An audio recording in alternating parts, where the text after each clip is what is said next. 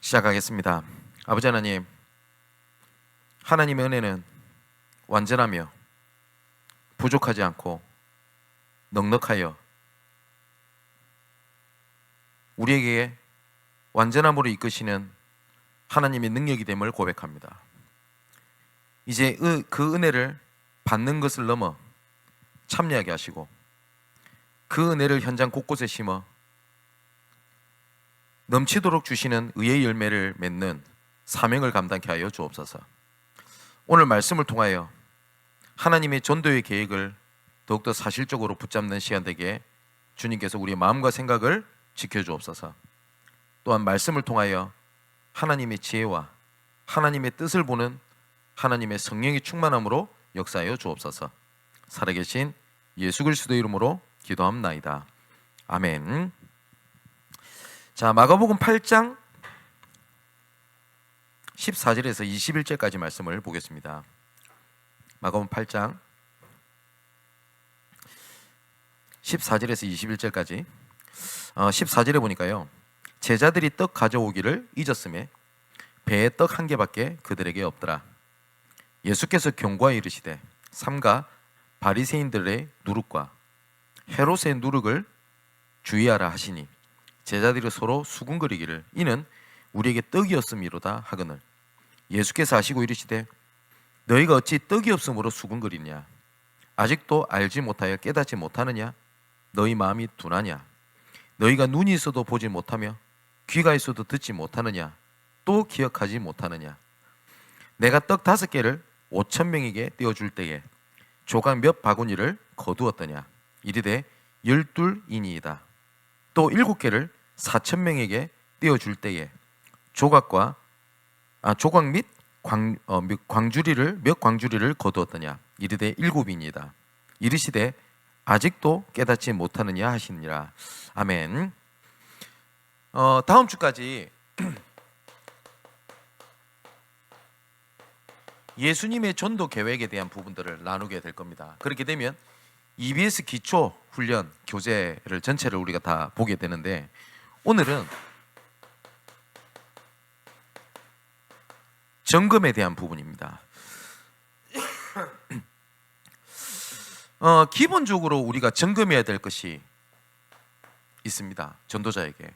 이거는 전도자뿐만 아니라 하나님의 자녀가 반드시 점검해야 될 내용입니다. 그 첫 번째가 뭐냐? 말씀에 대한 점검입니다. 신앙생활의 근본 중에 근본이 예배입니다. 예배에는 5가지 원리가 들어간 걸 보고 우리가 예배라고 하는데, 첫 번째는 말씀, 기도, 찬양, 헌신, 성도 간의 교제, 이걸 보고 예배라고 합니다. 그래서 나는 말씀 들었는데요, 그걸 보고 예배라고 하지 않습니다. 우리 어른들이 보통 이런 표현을 잘 쓰세요. 예배 보러 간다고. 예배는 참여하는 겁니다. 참여. 하나님께서 처음부터 성막 때부터 교회 시대 때까지 하나님은 예배를 참여하도록 하셨지 보도록 하신 적이 없습니다. 그리고 이 예배만큼 성도에 대한 근본이고, 이거는 하나님께서 자녀를 이끄시는 하나님의 방법입니다. 혹시 이렇게 생각이 드는 분이 계실지 모르겠습니다. 내가 지금 말씀이 나랑 맞지 않습니다. 혹은 말씀이 은혜가 되지 않습니다 라고 생각이 든다면 시급하게 점검해야 될 게 있어요. 그게 뭐냐니까, 하나님께서 원하시는 자리, 하나님께서 원하시는 흐름을 점검을 해야 됩니다. 하나님께서는 말씀을 주실 때 우리하고 상관없는 말씀을 하나님이 주시지 않습니다. 절대로 그렇지 않습니다. 하나님께서는 지금도 말씀을 통해서 역사하시기 때문에 말씀이 나랑 맞지 않다 라고 하면 둘 중에 하나입니다. 말씀이 틀렸든 내 자리가 틀렸든 둘 중에 하나입니다. 내가 하나님께서 원하시는 자리에 흐름이 있다면 하나님께서는 그 말씀이 어느 정도로 착각될 만큼 하나님은 말씀을 주시냐, 강단에서 혹은 훈련 때 혹은 새벽 기도나 이런 그 집회 때 이런 말씀이 하나님이 나를 위해서 말씀을 주시는 것 같다 라고 느껴질 만큼 하나님은 말씀을 하시는 게 맞습니다. 그래서 근본적으로 시급하게 점검해야 될 기본은 가장 첫 번째는 말씀이고요. 두 번째는 기도입니다. 내가 기도가 안 된다라는 말은 하나님과의 관계가 잘 안 되고 있다 이 말이거든요.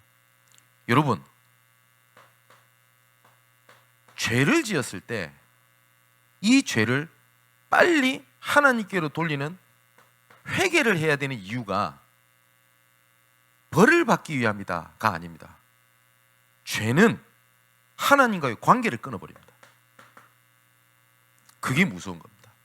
내가 죄를 지었다, 그것 때문에 벌 받는다, 그것도 틀린 말은 아닌데 그 내용이 아니라 죄로 인하여 하나님과의 관계가 깨어져 버립니다.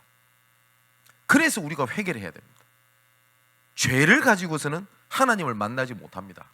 그래서 회개는 내가 잘못했구나 라고 해서 그거를 스탑하는 걸 회개라고 하지 않고 그 죄를 용서하시는 하나님의 방법이 피거든요. 그죠? 그리스도께로 돌아가는 걸 보고 회개라고 얘기를 합니다.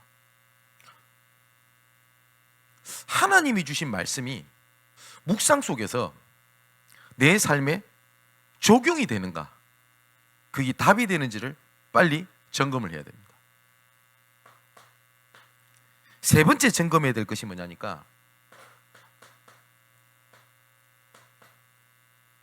전도에 대한 점검입니다. 이거는 우리의 방향, 목표하고 관련되어 있습니다. 무엇을 위하여 내가 이 일을 하냐? 그러면 겉모습을 봤을 때는 별 차이가 없어요. 그죠? 예를 들어서 직장 생활을 하는 사람들이 다 일을 합니다. 근데 분명히 다 나중엔 다 달라게 돼요. 왜냐? 목적과 방향이 다릅니다. 어떤 사람은 스펙을 쌓는 사람이 있을 거고요. 어떤 사람은 그냥 단순히 돈을 벌기 위해서 직장 생활하는 사람도 있을 겁니다. 어떤 사람은 이거를 배경 삼아서 내가 더 좋은 직장으로 가야 되겠다라고 하는 사람도 있을 거고요. 어떤 사람은 이 직장에서 내가 뼈를 묻겠다. 그래서 이 직장에 내가 높은 자리까지 해서 이 회사의 경영도 한번 해보아야 되겠다. 다 다르죠? 모양은 똑같아요. 하나님은 아십니다. 하나님의 자녀들이, 믿는 사람들이 열심히 해야 된다. 예, 열심히 해야 됩니다. 근데 그 열심이 무엇을 향한, 또 무엇을 위한 열심이냐, 이거 굉장히 중요하거든요. 그죠? 성실해야 됩니다. 무엇을 위한 성실입니까?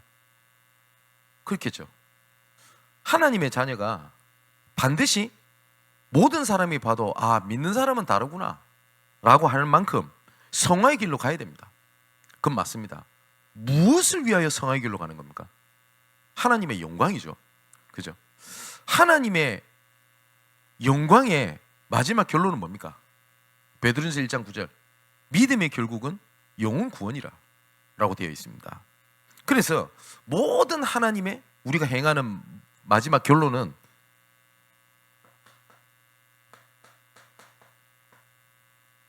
생명을 살리는 것에 있습니다. 이것이 우리가 근본적으로 점검해야 될 내용입니다. 자, 교재를 보시고요. 때가 되었을 때에 예수님은 1년의 사역을 통하여 위하여 제자들을 훈련시키셨지만 그들의 모든 훈련 과정을 미처 최종적인 위임을 하실 때까지 철저하게 그들을 관리를 하셨습니다. 그리고 중간에 보면 예수 그리스도께서는 그들이 성공한 것뿐만 아니라 실패한 것을 통하여 배우게 하시고 배운 것을 실천하게 하셨어요. 또 주님은 제자들과 함께 몸소 사역하신 것을 제자들에게 가르치는 방법으로 사용했을 뿐만 아니라 훗날 제자들이 사용하는 데 좋은 재료가 되었습니다. 그 말은 예수님께서 공생의 기간을 3년을 머무르십니다. 왜 예수님께서 공생애를 지내셨을까요? 그거는요 딱 두 가지밖에 없어요. 하나님께서는 우리를 향한 구원을 이루시기 위함입니다. 예수님께서 이 땅에 오셔서 말씀이 육신이 되어 우리 가운데 거하셔 성육신 하신 이유가 무엇 때문에 예수님께서 성육신 하셨죠? 오리겐 사단 배상설은 이렇게 설명을 합니다. 마귀를 잡기 위하여, 쉽게 말하면 언덕입니다. 자, 낚시꾼이 이렇게 앉아가지고 낚시를 해요. 낚시줄을 매달았죠. 여기에 우리 인간을 안 좋게 말하면 볼모로 삼아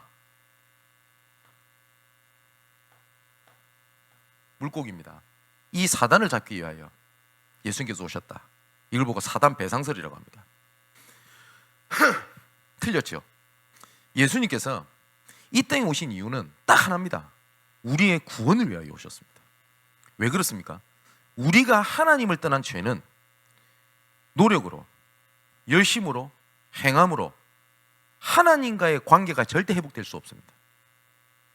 우리가 아무리 노력한다 할지라도 이사야 64장 4절에 보면 우리의 의는 더러운 옷과 같다라고 되어 있습니다.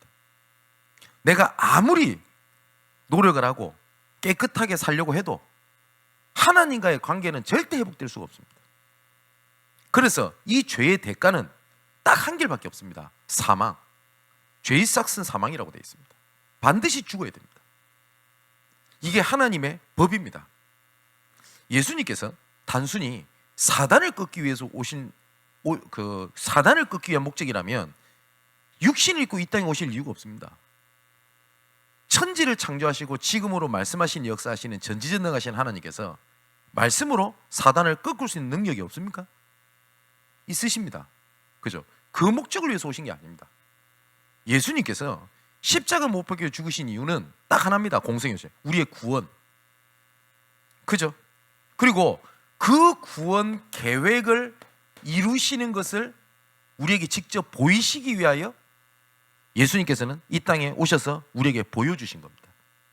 그래서 성경적 방법에서 제일 중요한 근본이 뭐냐? 예수님께서 어떻게 전도 계획을 갖고 움직이셨냐? 그게 제일 근본입니다.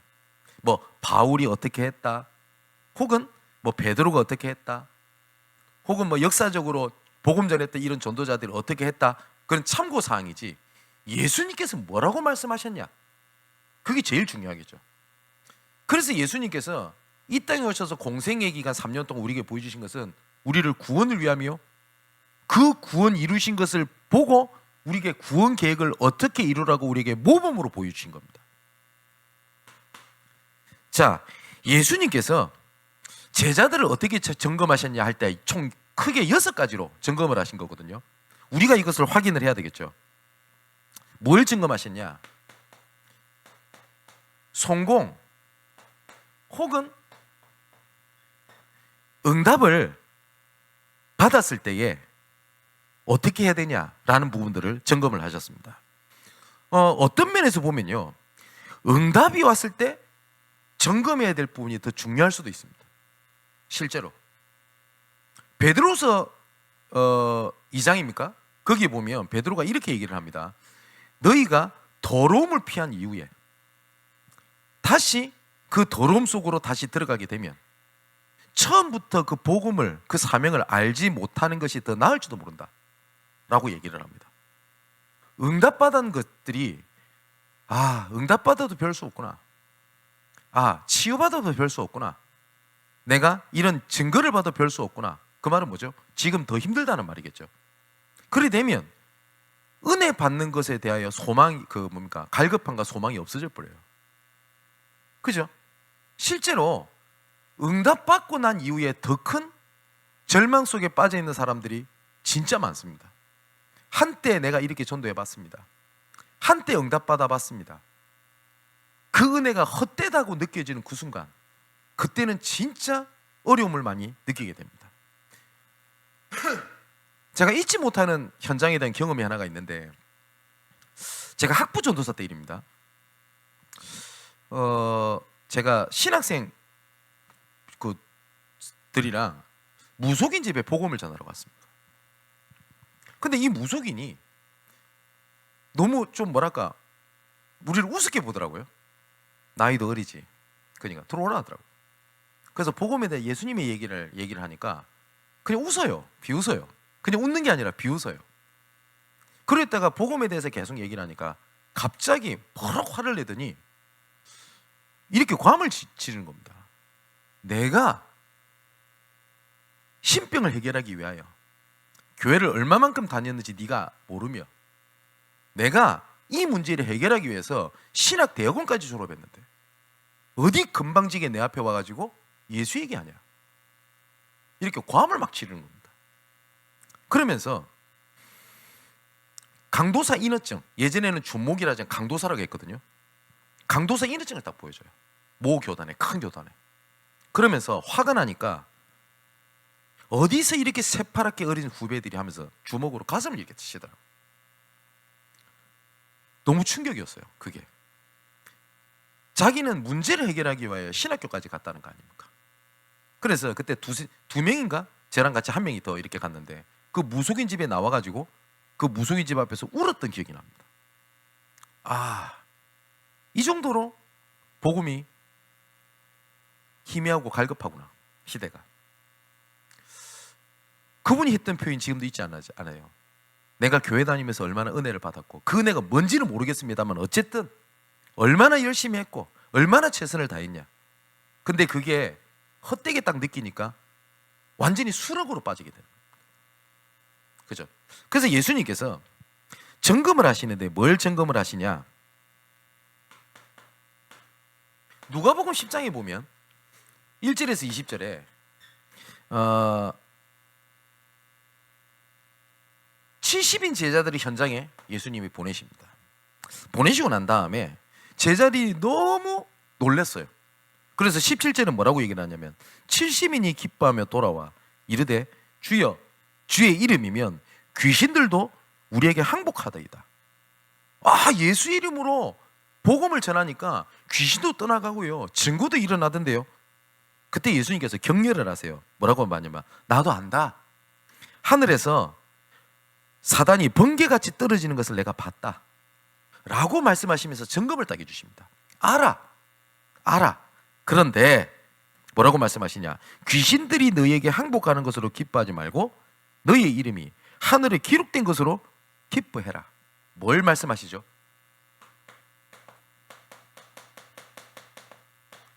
정체성입니다.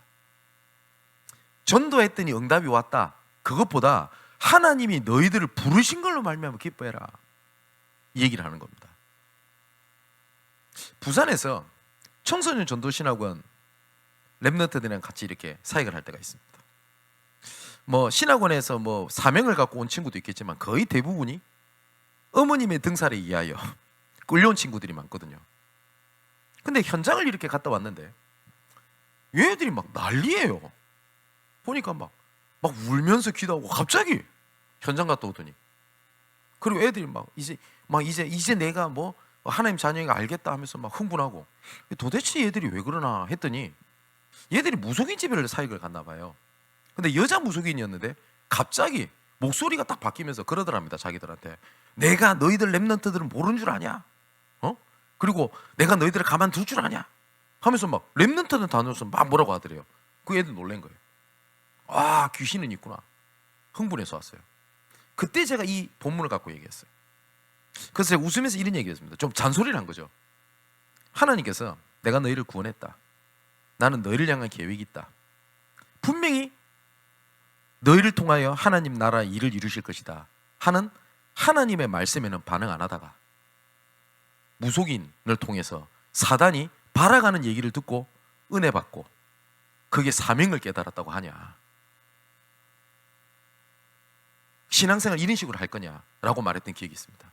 여러분 어떠십니까? 내가 응답을 받았어. 어느 날 충격을 받았어요. 그거 틀렸던 건 아닙니다. 근데 그렇게 응답을 하신 이유가 있습니다. 예수님께서 공생애 기간에 막 증거를 보이셨습니다. 왜 증거를 보이셨죠? 내가 너와 함께 한다. 그죠? 그 근본을 놓치면 어떻게 되겠습니까?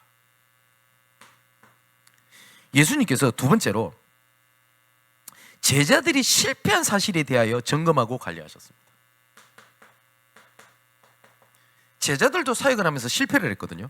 그게 마가복음 9장에 나옵니다. 왜 예수님 우리가 요 때는요 귀신 떠나가고 이랬거든요. 70인 제자. 근데 마가복음 9장에 보니까 우리 아무리 내가 기도하고 이렇게 해도 귀신이 안 떠나간단 말이에요. 그때 예수님께 이렇게 묻습니다. 왜 우리는 할 수 없습니까? 그때 예수님께서 뭐라고 말씀하시냐? 예수께서 이르시되 할 수 있거든이 무슨 말이냐? 믿는 자에게는 능치 못한 일이 없느니라 라고 말씀을 하시면서 이르시되 기도 외에 다른 것으로는 이런 종류가 나갈 수가 없다 라고 말씀하시면서 점검을 하세요. 점검을. 그러면 우리가 전도 운동을 하면서 실패가 아닙니다만은 실패처럼 보이는 때가 옵니다. 이때를 내가 발판으로 삼을 것이냐 아니면 상처로 삼을 거냐, 이 때입니다. 그죠? 어떤 면에서는 전도를 두고 고민하고 근심하고 실패해보고 하는 게 먼 미래를 봤을 때는 훨씬 더 발판이 되고 자산이 됩니다. 응답이 없었다, 상관없습니다. 그거에 대하여 경험, 그죠? 현장에 대한 그 경험, 이거 무시 못합니다. 진짜 응답은 모든 사람들은 절대 불가능이라고 할 때 하나님의 절대 가능을 보는 게 진짜 응답입니다. 그죠? 모든 사람은 안 된다 라는 그런 상황 속에 하나님의 말씀의 가능을 보는 걸 보고 믿음이라고 얘기를 합니다. 좀 실패할 수 있어요. 여러분 마이크로소프트라고 하는 회사 아시죠? 마이크로소프트에서 직원이 꽤 많겠죠. 근데 그런 회사가 인류 회사가 될 만한 이유가 하나가 있습니다. 그 마이크로소프트에서 일하고 있는 제가 아는 몇 사람이 있거든요. 이런 얘기를 하더라고요. 한국에서 어떤 직원이 실패를 해요. 어떤 프로젝트를 맡겼는데, 그럼 우리 한국은 어떻게 합니까? 그 직원을 자릅니다. 그죠? 근데 마이크로소프트는 그렇게 하지 않는데요. 어떻게 하냐? 그 사람에게 끝까지 그 일을 맡긴다. 왜냐? 실패를 해봤다는 말은 그 내용을 이 사람보다 잘 아는 사람은 없다라고 본대요. 실력보다. 그리고 끝까지 맡겨놓고 이 사람이 못하겠다 하면 그냥 나가는 거고, 그걸 해결해 놓고 난 다음에 본인이 있겠다 하면 계속 있는답니다. 내가 죄송해서 이제 그만두겠습니다 하면 그때 자진해서 그만둔대요. 이게 인류 회사와 이류 회사의 차이점이다 라고 얘기를 합니다. 저는 그 말에 굉장히 공감이 갑니다. 못하니까 그런 게 아니겠죠. 마찬가지입니다. 복음 전하면서 여러 가지 내가 안 해본 경험, 실패했던 경험, 그런 것들이 굉장히 중요한 발판이 됩니다. 제가 저번에 한번 말씀 안 드렸습니까? 일본 오사카에 가면 우리 김용곤 선교사님이라고 사역을 하는데, 거기 전도 캠프를 마치고 난 다음에 저녁에 뭐 야식 겸 이렇게 식사를 하고 난 다음에 커피를 마시면서 이런 질문을 해요.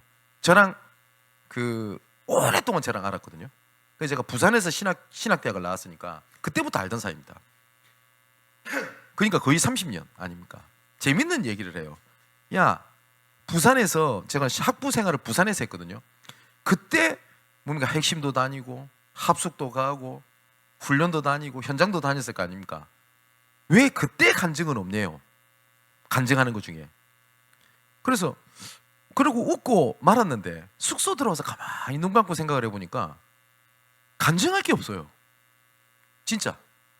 오히려 간증할 건 뭐 있냐? 안 된 거, 실패한 거. 진짜 그거밖에 없어요.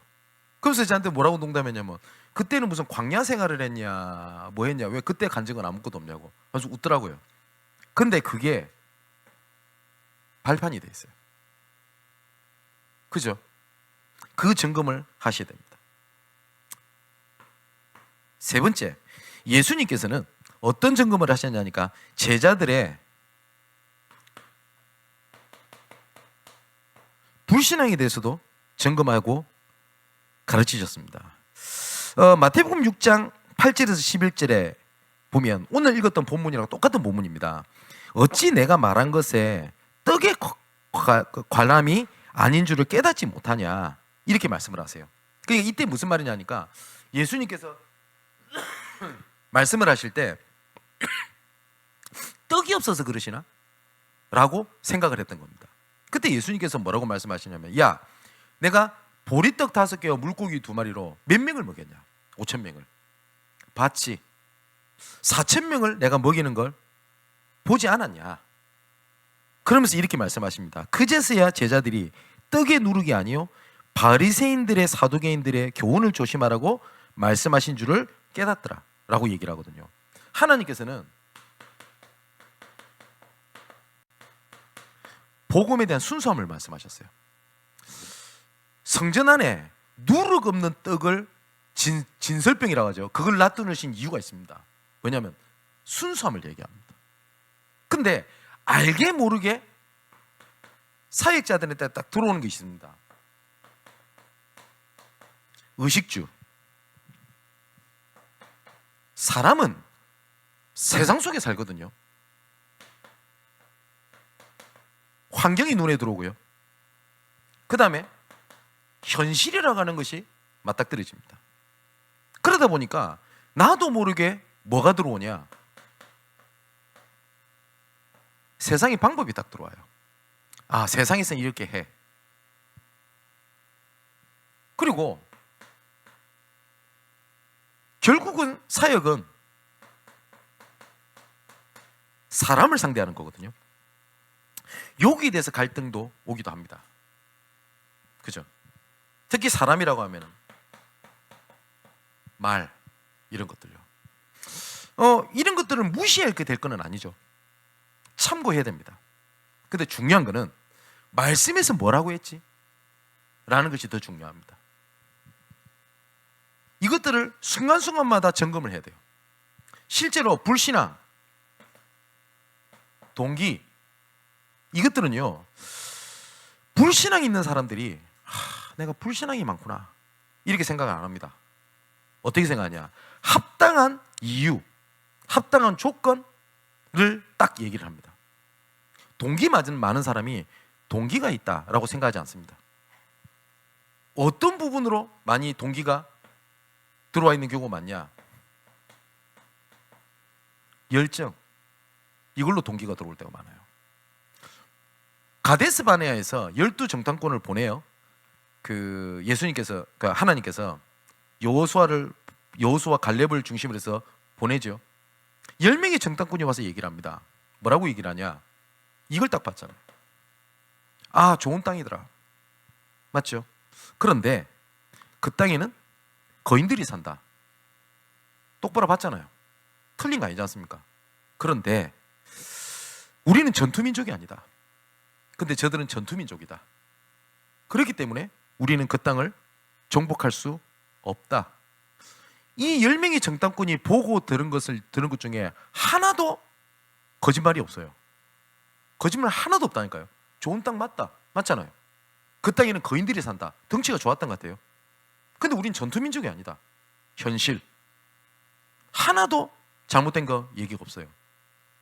그래서 결론은 말씀으로 돌아가야 되는데 여기서 딱 머무는 겁니다. 이것들은 참고사항이지 이걸 무시하라는 얘기 아닙니다. 예를 들어서 의사말 무시해버리고 오직 내가 하나님께 치유받겠다 해가지고 기도하는 거 틀림 신앙입니다. 그거 틀린 거라니까요.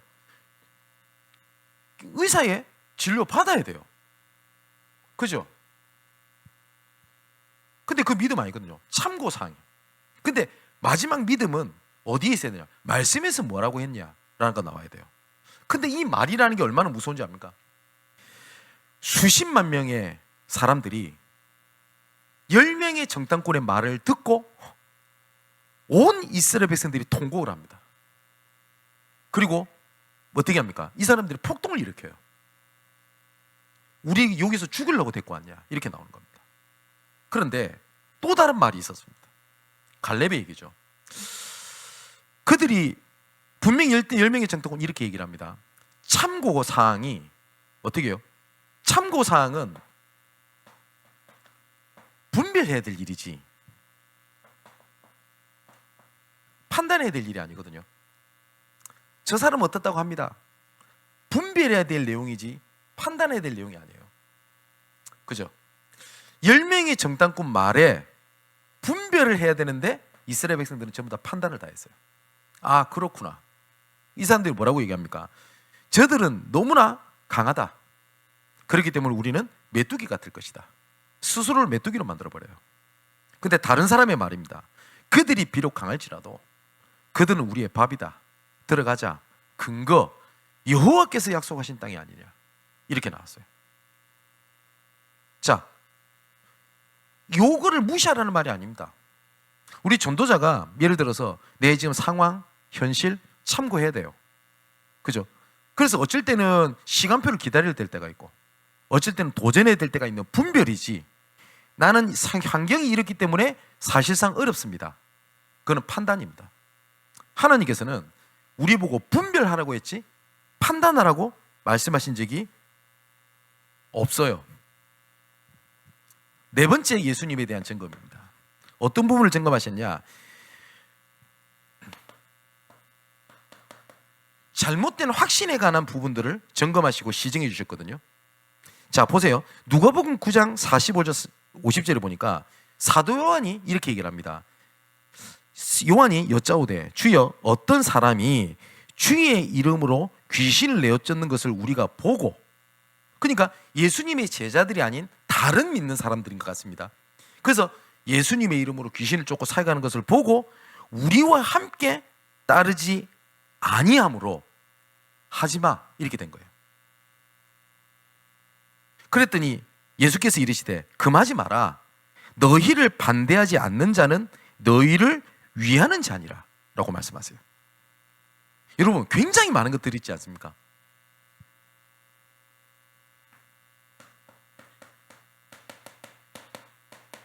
우리만 틀렸습니다. 그죠? 목사님, 저 사람은 우리 교회에 오지 않고 그냥 지교에만 저렇게 있는데요. 괜찮습니다. 예수님께서 뭐라고 얘기했냐? 금하지 마라. 저들이 반대하지 않는 자는 너희를 위하는 거야. 그죠?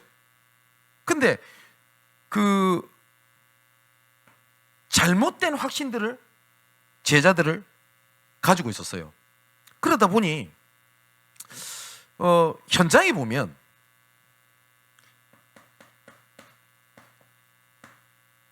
갈급한 자가 있습니다. 그리고 충성된 자가 있습니다. 그리고 그 중에서 사명자가 있습니다. 이런 갈급한 자는 치유하고 도와줘야 될 사람이고요. 이런 충성된 사람들은 전도의 문을 역할하는 사람이 있어요. 그런 사람이 있다니까, 실제로요. 그리고 이런 사명자는 제자가 있습니다. 그런데 이런 사람들을 볼 수 있는 눈이 없으면 사실상 전도운동하기가 어려워요. 근데 이 세 사람의 공통적 특징이 있습니다. 복음에 반응을 해요. 복음에 막 들으려고 한다니까요. 근데 어쩌면 갈급한 사람이 훨씬 더 막 당겨올 수도 있습니다. 기다리고 더 들으려고 하고, 그죠? 근데 이런 갈급한 사람들의 시간표가 돕고 치유해 줘야 되는데 제자인 줄 알고 끌고 다니고 하면 어떻게 됩니까? 처음에는 좋아 보입니다. 그런데 나중에 되면 넉다운 되거든요. 그런 사역들을 진짜 많이 봤습니다. 근데 이런 제자들 중에서는요, 굉장히 조용한 사람이 있어요. 근데 이 속에서 제자가 있다니까요. 제가 지금 간증 안 들었습니까? 이런 제자들 중에 복음을 전했더니 울면서 예수 그리스도 영접하고 막 달라붙고 그런 거 없어요. 제가 영접하시겠습니까? 했는데 들었던 것 중에 제가 저쪽에 그 명일동 쪽에 사역을 할 때 그분은 이렇게 대답을 했어요. 영접하시겠습니까? 이러니까 되게 나쁘지 않네요. 하겠습니다도 아니에요. 나쁘지 않네요. 해볼게요. 라고 말했던 사람이 있습니다. 이 사람이 중직자입니다. 지금 그 지역에 전도운동 하는데 굉장한 역할을 했던 제자였어요. 그죠? 어떤 분이 오라고 해서 갔어요. 영접하시겠습니까? 그러려고 오라고 한 거 아닙니까? 그렇게 대답한 사람도 있어요. 여러분, 우리가 나도 모르게 경험을 가지고 있는 확신이 있습니다. 이거 경험은 참고지 판단 요소가 되지 않거든요. 근데 내가 이런 곳에서 이렇게 사역을 했더니 이렇게 응답이 오더라. 그거는 하나님 주신 은혜입니다. 물론 그거는 참고사항입니다. 근데 그게 경험이 나한테 확신으로 되면 많은 부분들을 내려놓게 됩니다. 미국에서는 이러면 안 돼. 사업가들한테는 그렇게 하면 안 돼. 렘넌트 사역일 때는 그렇게 하면 안 돼. 그거는 무시하라는 말은 아닙니다. 참고입니다. 그런데 하나님께서는 그것의 경험에 의하여 우리를 움직이시지 않습니다. 맞지요? 스페인에 전도하러 캠프를 하러 갔더니 스페인은 2시부터 5시 시에스타라고 해가지고 낮잠을 자는 시간이 있습니다. 그래서 스페인 영향권에 있던 모든 나라는 거의 그 문화를 다 가지고 있어요. 그때 낮잠을 잡니다. 관공서도 문 안 엽니다. 근데 관공서 은행 같은 데 가가지고 막 일 봐라 큰일 납니다.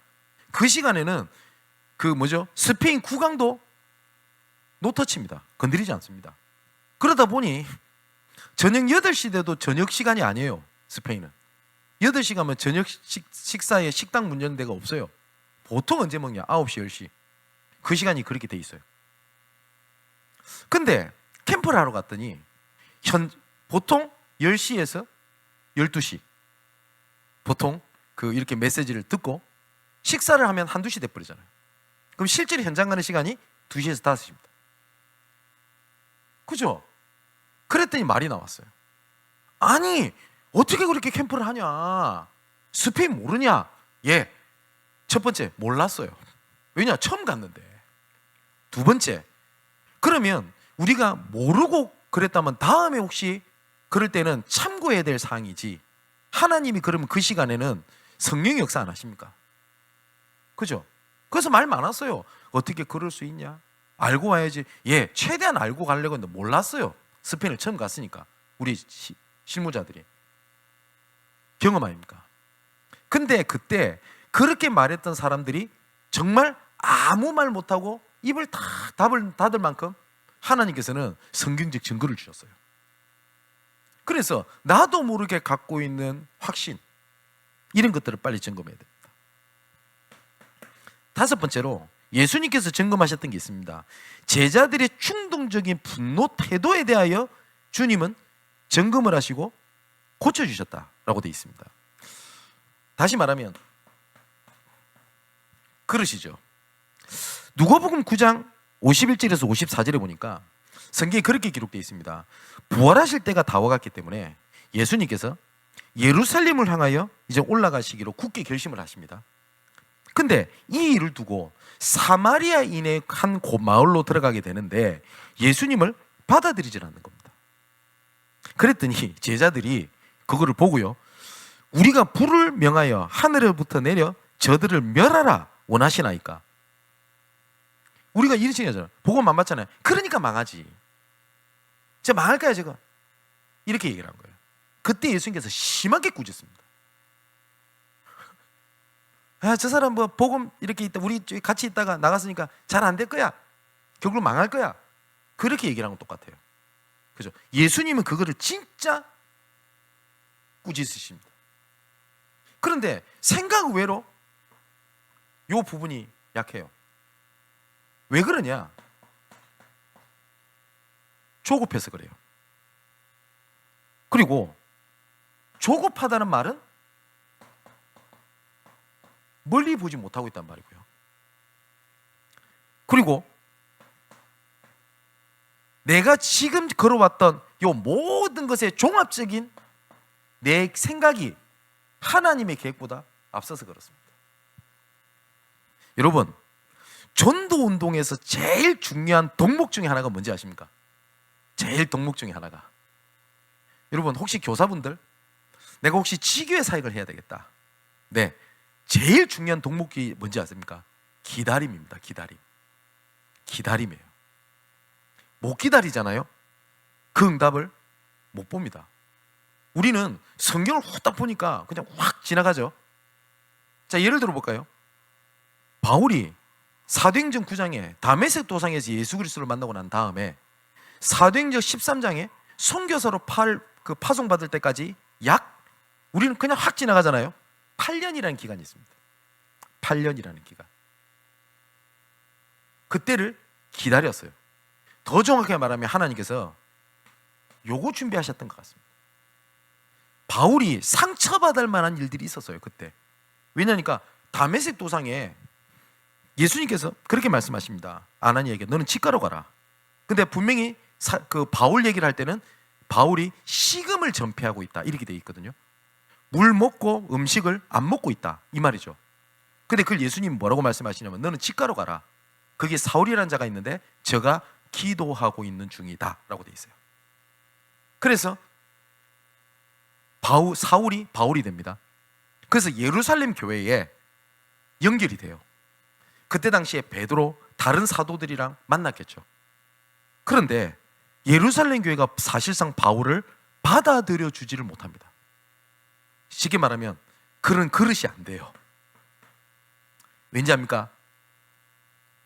경험에 의하면 저 사울은, 그죠? 저거 혹시 일부러 우리 잡아가려고 뿌락시 역할을 하는 거 아니야? 경험, 그죠? 자기도 모르게 갖고 있는 불신앙이 있습니다. 저런 사람이 예수 믿는다고? 맞죠? 그리고 실패했던 경험들도 있습니다. 왜냐? 예수 믿는 사람을 잡아 죽이러 가는 걸 직접 보고 느꼈기 때문에. 그래서 예루살렘 교회가 바울을 품어주지를 못합니다. 그래서 바울은 쓸쓸히 길리기아 다소로 가게 됩니다. 그 길리기아 다소가 바울의 고향입니다. 그러고 난 다음에 바울 소식이 끊깁니다. 여러분, 바울이 어땠을까요? 저는 이렇게 얘기하는 분들 얘기 많이 들어봤습니다. 교회는 사랑이 없어요. 교회 가봤더니 내가 가니까 나 무시하더라. 그 말 충분히 이해됩니다. 근데 사랑하는 성도 여러분, 이 바울을 8년 뒤에 한 사람이 이 사람의 손을 잡아줍니다. 그게 누구죠? 바나바입니다. 이 바나바가 안디옥에 복음이 들어갔다는 얘기를 듣고 예루살렘 교회에서 안디옥 교회로 바나바를 파송을 합니다. 파송되자 말자 이 바나바가 했던 거 딱 하나였습니다. 첫 번째, 길리기아 다소로 갑니다. 그래서 바울의 손을 잡아줍니다. 함께 가자. 근데 많은 사람들이 버렸던 사람이에요. 그때 당시에는 그 판단이 맞아요.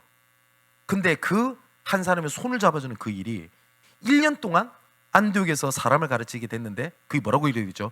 비로소 그리스도인이라 일컬음을 받았더라 라고 기록되어 있습니다. 자, 많은 부분들을 생각을 할 수 있습니다. 어쩌면 우리도 모르게 쟤는 문제를 일으켜, 저 사람은 좀 안 돼, 그랬던 사람 중에 바울과 같은 사람이 있을지 모릅니다. 자, 그런데 딱 한 사람, 손을 내밀어 줄 수 있는 그 한 사람. 저는 이번에 크리스마스 때 성탄절 캠프가 이 은혜에 참여하는 여러분들이 있기를 주님의 이름으로 축원을 드립니다. 자, 마지막 6번째입니다. 예수님께서는 뭘 증거하셨냐? 주님께서 보내신 성령께서 그리스도인들을 계속 점검하시기 위하여 성령을 보내셨습니다. 지난주도 말씀드렸듯이 하나님께서는 우리에게 맡기고 놔두신 것이 아니라 성령 내주, 성령 인도, 성령 충만, 성령의 역사를 말씀을 하셨습니다. 그러면서 하나님께서 말씀하셨습니다. 이 성령이 무엇을 통하여 하나님은 역사하시냐? 그럼 첫 번째로 딱 돌아가야 돼요. 말씀을 통하여 하나님께서는 역사하십니다. 말씀을 통하여. 그러면서 또 점검해 나가는 겁니다. 마지막으로 이번에 캠프를 통해요 3가지는 확인을 하셔야 되겠습니다. 첫 번째가 뭘 확인해야 되겠냐? 하나님의 내게 주신 은혜가 헛되지 않구나 라고 하는 정체성을 확인을 해야 되겠습니다. 혹시 이런 분 계실 겁니다. 나 한때 뜨거웠는데, 그죠? 그것을 많은 사람들은 그랬을 겁니다. 그때는 뜨거운데 이 사람 변했어. 그런데 이번 주 말씀 우리가 들었죠. 바울이 고린도 교회를 살리는 방법이 뭐였습니까? 너희들이 마게도냐, 아가야, 다른 지역보다 너희들이 1년 먼저 다른 사람을 도우려고 예물을 1년 동안 준비한 거 우리는 알고 있다. 근데 분명히 끊어졌어요. 중간에 못했어요. 그 고린도 교회는. 왜냐니까 분쟁하고 갈등하고 온갖 범죄 죄악 때문에 바울은 그걸 인정을 해준다니까요. 뭐냐냐? 알아, 너희들 중심. 알아. 너희들 때문에 오히려 그 불꽃이 각 지역에 번지게 했던 역할을 누가 했냐? 너희들이 한 거야. 자, 그렇게 얘기를 했습니다. 하나님은 똑같이 우리를 인정하십니다. 너희들이 나를 향해서 뜨거운 가슴이 있었던 건 나는 안다. 하나님은 그걸 기억을 하세요. 그게 헛되지 않아 라고 말씀하세요. 그죠? 두 번째, 그 은혜에 어떻게 하는 거냐? 참여하는 겁니다. 성경은 예수 믿으면 행복해진다 라고 되어 있습니다. 근데 우리 기준의 행복을 말씀하지 않습니다. 예수님께서 마태복음 5장에도 복 있는 사람은 심령이 가난한 자는 복이 있나니 의에 줄이고 핍박받는 자는 복이 있나니. 바울은 이렇게 얘기합니다. 너희들이 내 고난에 함께 참여했느냐? 그게 너희들한테 복이 있는 거야. 예수님께서도 말씀하셨습니다. 나를 따라오려거든 자기를 부인하고 십자가를 지고 따를 것이니라 라고 말씀을 하셨거든요. 그죠? 나는 은혜 한때 받고 힘을 얻었는데 내가 지금 힘듭니다. 그게 하나님께서 연단하시기 위해 하나님께서는 복음에 참여하기 위함이다 라고 되어 있습니다. 골로새 교회는 바울이 이렇게 얘기합니다. 내 남은 인생 육체의 고난을 몸된 교회를 위하여 그 고난을 내 육체에 채운다 라고 표현까지 합니다. 복음 아니까 막 다 좋고 오히려 그 참여하는 때 뭐라고요? 그 은혜를 더 풍성하게 하시고요. 세 번째는 그 그 은혜를 이제 심는 겁니다. 고린도후서 1장에 이렇게 말씀하십니다. 너희가 환난으로 말미암아 참여할 때에 하나님께서 너희를 위로함은 너희뿐만 아니라 너희를 통하여 많은 사람들이 위로를 받게 하려 하며 라고 말씀하시거든요. 이거를 다른 말로 말하면 심는다, 실천하는 겁니다.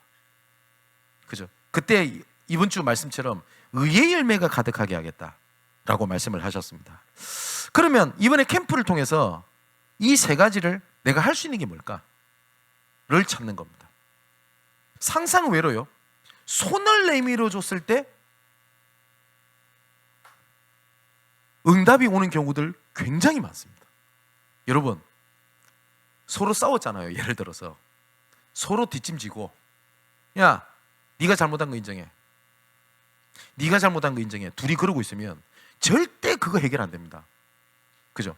보통 세상사도 뭐라고 얘기를 하죠? 야, 네가 형이니까 그냥 네가 그냥 미안하다 그래. 또 반대로 뭐라고 합니까? 네가 나이가 어리니까 그렇게 그래. 그 말은 뭐죠? 누구 한 명이 손을 내밀어 줘야 그 손을 잡을 거 아닙니까? 그죠? 손을 내밀어 주기를 기다리고 있는 사람들이 굉장히 많습니다. 감춰져 있습니다. 그 역할에 누구 한 사람이 할 수 있다면. 그죠? 그래서 제가 이번 주일에도 말씀 안 드렸습니까? 조금 문제 있는 사람 우리 교회에서 나갈 수 있어요. 그죠? 그걸 보고 아까 말했던 것처럼 뭡니까? 그러면 되냐? 필요 없어요. 괜찮아요.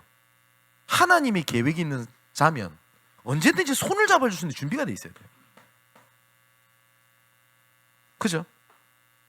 혹시 지금 이 말씀 듣는 분 중에 아닌 말로 아무도 손을 내밀어 주지 않고 있다, 그러면 이렇게 얘기하십시오. 예수님의 말을 인용해서 진실로 진실로 내게 이르노니 내 손을 잡아줘 라고 손을 내미십시오. 그리고 전도자들은 누군지 모르기 때문에 손을 내밀어 줘야 돼요. 그 은혜에 참여하고 그 은혜를 심는 가장 복된 캠프가 되시기를 주님의 이름으로 축원을 드립니다. 기도합시다. 아버지 하나님, 우리의 실패는 실패가 아니요, 우리의 무응답도 응답이 없는 것이 아니라 하나님께서 우리를 연단하고 우리를 성화시켜 나가시며 또한 우리의 그릇을 넓히시는 하나님의 언약의 여정임을 믿습니다. 우리의 무응답, 실패, 갈등의 때가 상처의 때가 아닌 발판 삼는 때가 되게 하여 주옵소서. 눈앞에 보이는 현실이 아닌 그 뒤에 하나님의 영적 사실을 보게 하시고 내 경험이 아닌 말씀 따라 인도받게 하여 주옵소서.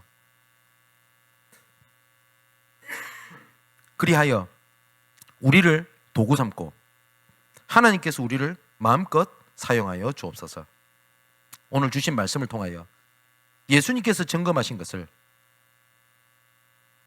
성령께서 우리에게 감동을 주셔서 스스로 점검하고 발전시켜 나가며 해답을 얻는 복된 말씀으로 주님께서 역사하여 주옵소서. 살아계신 예수 그리스도 이름으로 기도하옵나이다. 아멘.